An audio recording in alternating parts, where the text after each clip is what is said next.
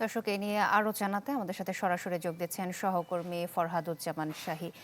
ফরহাদুজ্জামান, আমরা জানতে পেরেছি যে সেখানে নিহত এবং আহতের ঘটনা ঘটেছে। আমাদেরকে জানান যে আহতদের কি অবস্থা, এবং এছাড়াও যেখানে দুর্ঘটনা ঘটেছে সেখানে স্থানীয়রা অবস্থান করছে, তারা ক্ষুব্ধ আছে। তারা কেন ক্ষুব্ধ হয়েছে জানাবেন সার্বিকভাবে বিস্তারিত।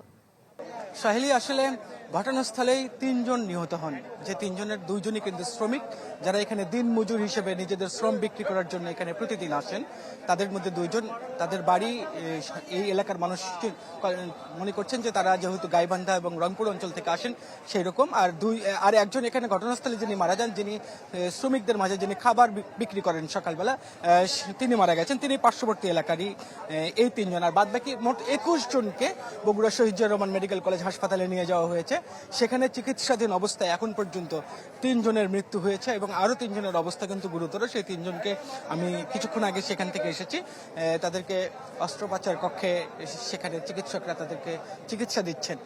এই ছিল এই অবস্থা। আর এই ঘটনাস্থলের কথা যদি বলি, যেহেতু 5:30 নাগাদ এখানে দুর্ঘটনা ঘটেছে, কিন্তু আইন শৃঙ্খলা বাহিনীর সদস্যরা এবং ফায়ার সার্ভিসের সদস্যরা এখানে প্রায় 1.5 ঘন্টা নাগাদও তারা কিন্তু এখানে উদ্ধার তৎপরতা শুরু করতে পারেননি, এরকমটাই কিন্তু স্থানীয়দের অভিযোগ।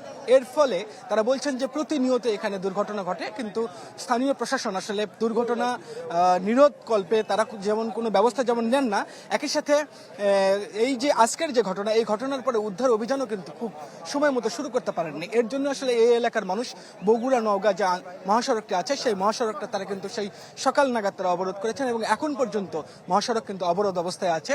আমরা দেখেছি যে বেশ একজন মাত্র সাব ইন্সপেক্টর এখানে এসেছিলেন দায়িত্ব পালন করতে, তারা তখন তাকে বাধা দেয় এবং তিনি কিন্তু ফেরত যান। তার কিছুক্ষণ পরে ট্রাফিক ইন্সপেক্টর, যিনি সদরের যিনি ট্রাফিক ইন্সপেক্টর সালেকুজ্জামান, তিনি কিছুক্ষণ আগে এসে পৌঁছেছেন এবং এখন থেকে 2 থেকে 3 মিনিট আগে বগুড়া সদর থানার ওসি যিনি ইব্রাহিম আলী, তিনি এখানে এসে পৌঁছেছেন। তিনি ক্ষুব্ধ যারা জনতা আছে তাদের সাথে কথা বলছেন এবং তাদের সাথে বলছেন যে এবং আমরা যেটা জানতে পেরেছি যে সড়ক বিভাগের যারা কর্মকর্তা যারা আছেন তারাও কিন্তু ঘটনাস্থলে আসছেন এবং স্থানীয়দের হয়তো বা বেশ কিছু দাবি আছে, যেহেতু এখানে প্রতিনিয়ত সড়ক দুর্ঘটনা ঘটে এবং প্রতিনিয়তই কিন্তু প্রাণহানির ঘটনা ঘটে, কিন্তু প্রশাসন আসলে এই এলাকার সড়ক সম্প্রসারণ সহ আর যে সমস্ত সড়ক দুর্ঘটনা নিরোধকল্পে যে সমস্ত ব্যবস্থা গ্রহণ করার কথা সেগুলো না নেওয়ার জন্য স্থানীয় জনতা আসলে ক্ষুব্ধ।